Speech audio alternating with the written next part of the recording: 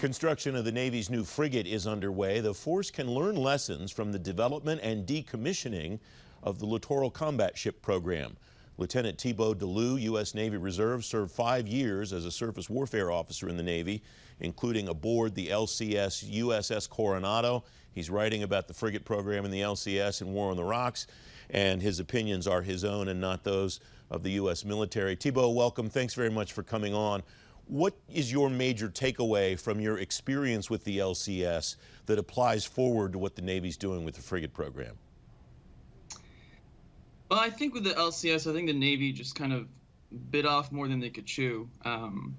They tried to build a ship that incorporated a lot of new elements. A ship that was built on a totally new design. Was built with aluminum hull, with water jet propulsion. They try to incorporate elements of minimal manning. Try to incorporate a dual crew system, kind of like they have on submarines. So ultimately, those things just didn't really come together. They didn't really have enough time to finalize the design.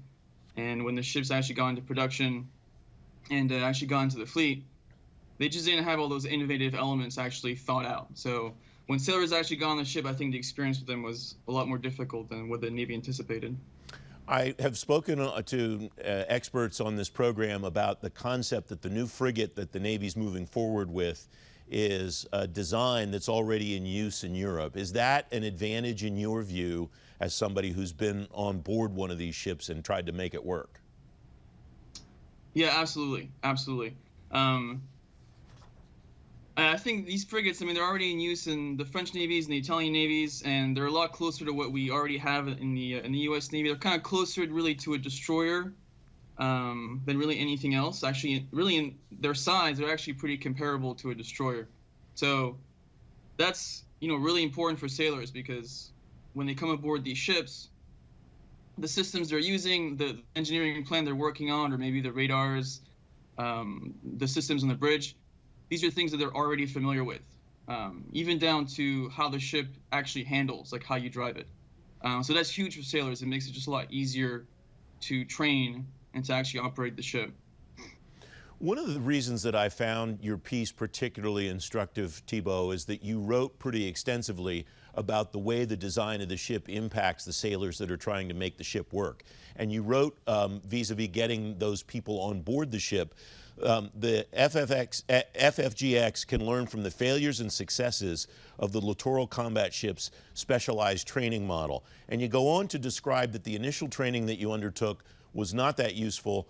The Navy later got its act together and did a good job training you and your fellow sailors to work these ships. What happened in that transition period that could apply to the way that they prepare sailors to go aboard and operate the frigate? So, with the LCS, I think they had to have a specialized training model because the ships were so different. So, for example, the ships had a different kind of propulsion. Normally, ships have traditional propellers. LCS had water jets, which are completely different propulsion systems. So the ship actually drives differently when you're on the bridge. So the Navy, because of that, they had to stand up actually different schools, different trainings to actually help sailors to operate the ship. I think the big takeaway is to design a program that really gives sailors the skills before they get to the ship. I think the problem in the Navy is a lot of times their training system is more on the job. So sailors, especially officers, are expected to learn the ship when they actually report to the ship.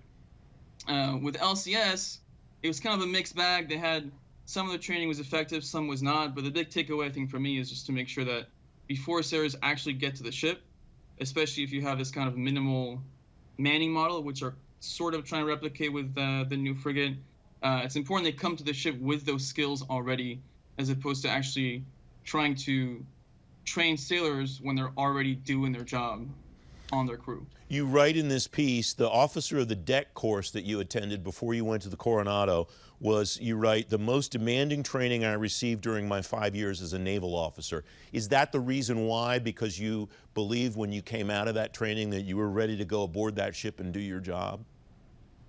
Yeah, that was huge. I've written also about the surface warfare community of the Navy. I think the big problem, especially when you look at what happened 3 years ago with the Fitzgerald and the McCain collisions and other incidents before that, I think service officers are not getting the training they need to actually go out into the fleet and drive ships confidently and competently, especially as opposed to when you look at other navies or the merchant services.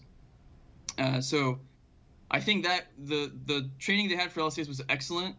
It was taught primarily by civilians, and civilian mariners tend to have a little bit more real-world experience than actually Navy service officers.